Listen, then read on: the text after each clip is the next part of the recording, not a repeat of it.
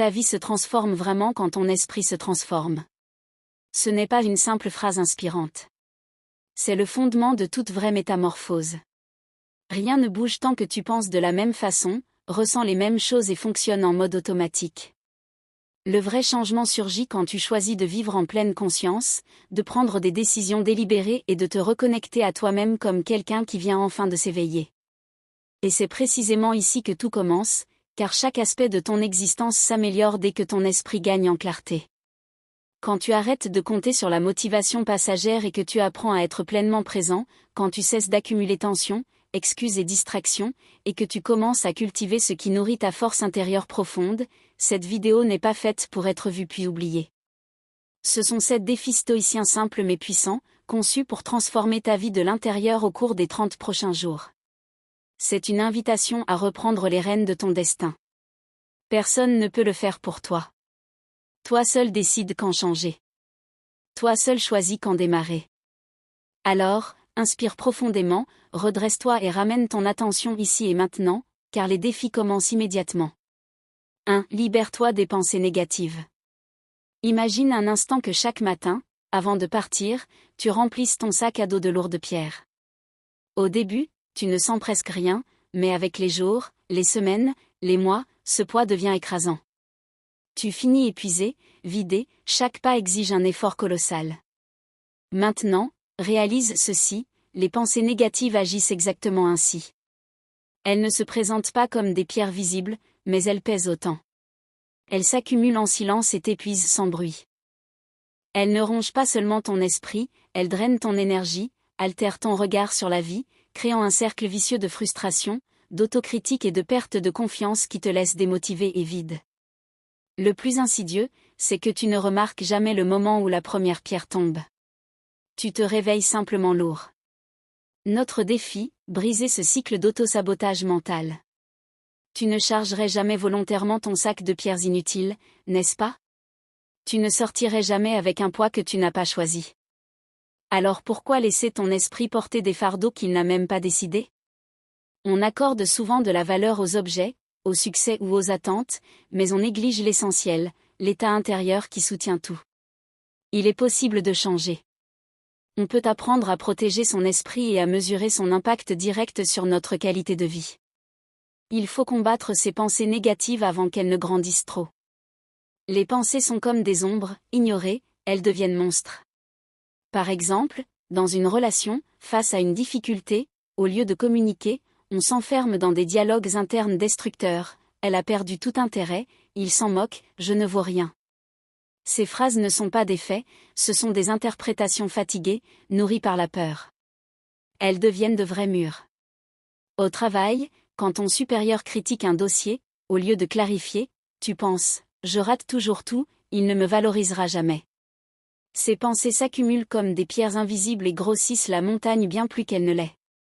Presque toutes les épreuves ruptures, échecs professionnels, amitiés brisées, erreurs passées, paroles dures peuvent devenir monstres mentaux si on laisse la négativité tourner en boucle sans la questionner. Revivre ces scènes comme si elles allaient se répéter ouvre la porte à l'autodestruction. Dans les 30 prochains jours, interromps ce cycle. D'abord, cesse de nourrir ton esprit de déchets émotionnels. Arrête de ressasser les souvenirs douloureux comme s'ils étaient des vérités absolues. Ensuite, oriente ta mémoire vers ce qui te renforce et t'élève. En éliminant le négatif, tu libères de l'espace pour un esprit plus léger, plus constructif, prêt à affronter les défis avec sérénité et confiance. C'est comme vider enfin ton sac et découvrir que tu marchais inutilement alourdi depuis toujours. Une méthode efficace, dès qu'une pensée négative surgit, reconnais-la et challenge-la. Demande-toi, est-ce vraiment vrai? Y a-t-il une autre façon de voir cela? Ce simple questionnement réduit la taille du monstre quand tu allumes la lumière. De plus, apprends à faire taire la critique intérieure qui se souvient seulement des erreurs et oublie les victoires. Au lieu de t'attaquer, défends-toi. Rappelle-toi tes moments de courage, de sagesse, de résilience. Nous avons tous des failles, mais aussi des grandeurs. L'autoconnaissance, c'est voir l'ensemble, pas seulement les ombres. En empruntant ce chemin intérieur, tu forges une version plus forte et plus authentique de toi. Le parcours n'est pas linéaire, mais il révèle une vérité rare, La force intérieure ne naît pas de la perfection, mais du courage de continuer malgré les imperfections. Le stoïcisme nous enseigne qu'on peut remodeler notre vision du monde et nos valeurs, y compris celles qu'on s'accorde à soi-même. Montaigne écrivait « Rien ne pèse autant qu'une pensée portée trop longtemps ». C'est exactement ce que nous faisons ici, apprendre à lâcher. Si tu es prêt à relever ce défi au quotidien, engage-toi en commentaire, je vais l'appliquer. Ce petit geste peut déclencher de grands changements, car un esprit léger va plus loin, voit plus clair et ouvre des futurs autrefois inaccessibles. Laisse aller ce qui te retient objet, histoire, émotion. Ce défi t'invite à vivre sans quelque chose que tu juges indispensable. Non pour impressionner les autres, mais pour te prouver que rien d'extérieur ne te possède et que la vraie liberté n'est quand tu brises des dépendances dont tu ignorais même l'existence. Cela peut être petit ton dessert favori ou plus significatif le temps passé sur les réseaux sociaux. L'idée, explorer le pouvoir immense de l'autocontrôle, cette liberté profonde que peu conquiert vraiment. Imagine renoncer à un confort habituel. Au premier abord, cela ressemble à une perte. Mais ce que nous entraînons ici, c'est la souveraineté intérieure, avancer sans béquille émotionnelle, soutenir ton corps et ton esprit par ta seule volonté. En choisissant de vivre quelques jours sans l'habitude, tu fais ce que peu ose, élargir ta zone de résistance, renforcer ta discipline et découvrir que la force naît du renoncement conscient. Tout confort volontairement abandonné aiguise l'esprit, ouvre le cœur et révèle des parties de toi encore endormies. Ce défi va au-delà du simple renoncement temporaire. Il s'agit de renverser la perspective, cesser d'être esclave du désir et commencer à le maîtriser, devenant ainsi plus mature, plus lucide, plus indépendant. Regardons plus large. Ce ne sont pas seulement les objets ou excès matériels, mais aussi les émotions et habitudes que tu portes sans les avoir vraiment choisies. Pense à l'insécurité qui te bloque, elle murmure, ça ne marchera pas, ils vont te juger, et si tu échoues? Ce murmure paralyse comme un poids aux chevilles. Durant ces 30 jours, chaque fois qu'elle surgit, imagine défaire le nœud et la laisser tomber. Ce défi, c'est te libérer de ce qui freine clairement ta croissance. Nous restons parfois attachés à des sentiments toxiques par confort du connu, même douloureux. Les philosophes parlaient de « chaîne dorée, belle dehors, destructrice dedans ». Mais en osant le détachement, tu découvres des forces insoupçonnées et réalises que la douleur du renoncement est bien plus légère que celle de l'emprisonnement. Montaigne disait « Nous ne sommes riches que de ce qu'on peut perdre sans se briser. Tout ce qui te contrôle te limite, tout ce que tu contrôles te renforce. » Choisis donc quelque chose de précis à laisser derrière toi, peur, autocritique, procrastination, excès numérique ou autre voleur silencieux de potentiel. Ce choix n'est pas une perte, c'est une reconquête d'espace intérieur. Ta joie véritable ne dépend pas de ces attaches, mais d'un choix conscient. Observe comment tu grandis en lâchant ce qui ne te sert plus. Tu n'as pas besoin de tout porter, tu peux décider ce qui reste. En acceptant ce détachement matériel et émotionnel, tu poses un pas ferme vers la liberté personnelle. Tu verras que beaucoup des « indispensables » n'étaient que distractions déguisées, et que ce qui te renforce vraiment ne pèse pas, ne retient pas, mais t'élargit. S'entraîner à l'autocontrôle, c'est dominer émotions, impulsions et discours intérieurs. Alors, qu'abandonnes-tu aujourd'hui? Quel premier pas vers une vie plus libre et consciente? Tout détachement est aussi une renaissance, celle d'un toi plus fort. 3. Maîtrise ton monde intérieur. Le contrôle émotionnel est l'une des plus grandes leçons stoïciennes. Il ne s'agit pas de devenir froid ou insensible, mais de ne plus remettre le volant de ta vie à l'extérieur et de tout conduire depuis l'intérieur. Chaque jour apporte son lot de tests, projets compliqués au travail, discussions familiales tendues, imprévus qui bousculent ta paix. Il est normal de se laisser emporter, de réagir impulsivement et de perdre le contrôle. Mais imagine reprendre ce pouvoir, choisir ou poser le pied, ce que tu ressens, comment tu réponds. Durant les prochains jours, pratique l'équilibre émotionnel. Observe tes réactions avec attention. Développe d'abord l'autoconscience, repère impulsion, tension, jugement. Puis entraîne la capacité suprême, la pause intérieure qui empêche l'émotion de dicter ta vie. Exemple au travail, pression montante, échéance serrée. Au lieu de paniquer, arrête-toi, observe plus largement. Le défi est réel, mais la panique n'est pas obligatoire. Il y a une frontière nette entre les faits et l'interprétation de ton esprit. Ta réaction est 100% sous ton contrôle. Paniquer affaiblit, accuser emprisonne, colère aveugle. Mais calme, réévaluation et détermination ouvrent les solutions. Même principe partout, si quelqu'un te provoque, rappelle-toi que personne ne contrôle tes émotions sans ta permission. Il peut tester ta patience, mais il n'y arrive que si tu lui donnes la clé. Avant de réagir, pause, respiration, observation. Cette pause est ta forteresse. Transforme la réaction automatique en réponse consciente, alignée sur la personne que tu veux devenir. En cultivant cet équilibre, tu affrontes la vie avec calme et solidité. La paix intérieure n'est pas l'absence de problème, mais la présence de maturité. Exemple concret, discussion animée. Au lieu du premier mot impulsif, pause, respiration profonde, puis choisis le mot qui construit, l'attitude qui résout, le geste qui apaise. Répéter, cela forge le muscle de l'autocontrôle. Pour les stoïciens, c'était la vraie liberté. Montaigne, la plus grande victoire est de se vaincre soi-même avant toute bataille. Maîtrise l'impulsion, tu maîtrises la direction. Durant ces 30 jours, observe et choisis tes réactions. Quand tu gouvernes l'intérieur, rien d'extérieur ne peut te renverser. 4. Quand tout devient progrès, plus rien ne t'arrête. Il existe un basculement mental rare et puissant, utiliser absolument tout le bon, l'injuste, l'inattendu, le douloureux comme carburant pour grandir. Pas en théorie, mais en pratique quotidienne. Les stoïciens appelaient cela résilience active, transformer la vie au lieu de la subir.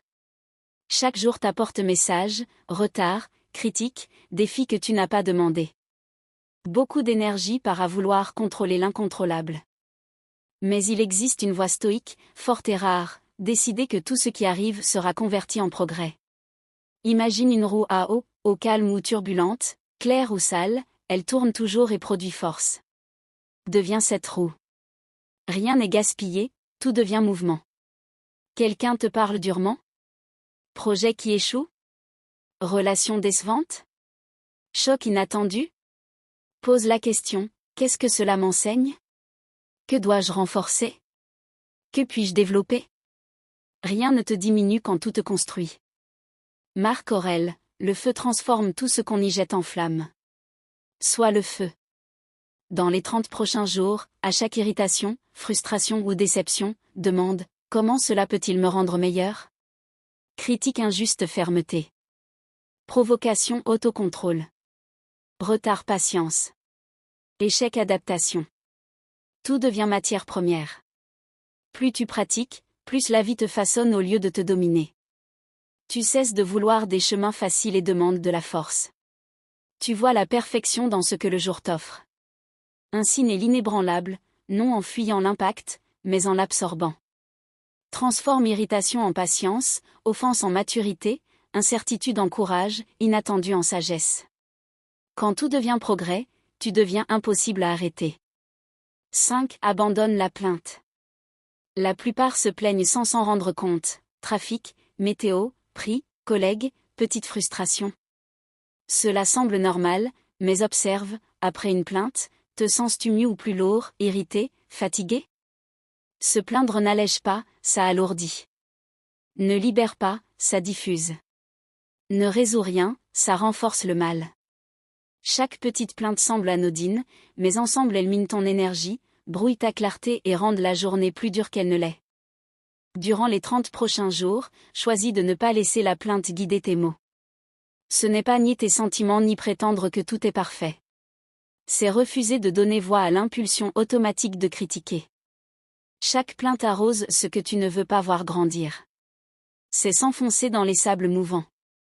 Ça commence petit et envahit tout. Car ce sur quoi tu portes attention s'étend. Marc Aurèle, notre vie est teinte par nos pensées, et nos mots révèlent ses couleurs. Pour briser le cycle, prends un objet, bracelet, élastique. À chaque envie de te plaindre, change-le de côté. Ce geste te ramène au présent, casse l'automatisme et te laisse choisir mieux. Sans plainte, tu redécouvres les petites joies, les détails invisibles quand l'esprit fixe le négatif. Tu contrôles ton bonheur bien plus que tu crois. Plaindre sème négativité, arrêter sème gratitude. Pluie. Profite du frais. Bruit au bureau? Mets ta musique préférée. Prix en hausse? Réorganise au lieu de t'épuiser sur l'incontrôlable. Si changeable, change-le. Sinon, change ton regard mais ne livre pas ta paix à la plainte. Ce défi est pratique et transformateur. Contrôler ses mots, c'est commencer à contrôler sa vie. Engage-toi en commentaire. Aujourd'hui, je brise le cycle de la plainte. 6. Entraîne ton esprit à voir la valeur déjà présente.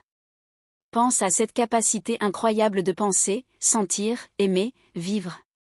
C'est le premier pas vers une gratitude profonde, inspirée de Marc Aurèle. Au réveil, ne pense pas seulement routine, mais miracle d'être en vie. Respire, sens la vie pulser en toi, reconnais le privilège extraordinaire d'exister. Rien n'est garanti, chaque matin est un cadeau, pas un dû. Même le silence de l'aube devient précieux. Naturellement, dans l'insatisfaction ou la difficulté, l'esprit s'accroche au manque et oublie ce qui fut un rêve devenu réalité. Le cerveau s'habitue vite, miracle d'hier devient banal aujourd'hui. Au travail, posture, dévouement, caractère reste toujours tien. Dans tout contexte, il y a place pour agir avec conscience. L'adversité devient alors terrain où grandit ta force. Prendre des décisions fermes demande courage et engagement, parler en public, changer de carrière, rompre une relation toxique. Ces moments étirent la zone de confort et exigent action immédiate. En les affrontant, tu refuses que peur ou indécision domine. Tu bâtis une citadelle intérieure qui garde ton intégrité même quand tout vacille dehors. Cette citadelle se construit pierre après pierre, choix, action, discipline, vérité. Il y a ceux qui bâtissent et ceux qui rongent leur fondation par peur ou négligence. Le choix est tien. Reynold Niebuhr, le courage et la maturité suprême agir malgré la peur pour un but plus grand. C'est cela, l'attitude, agir parce qu'il y a un sens plus fort que la peur. Merci d'être allé jusqu'au bout.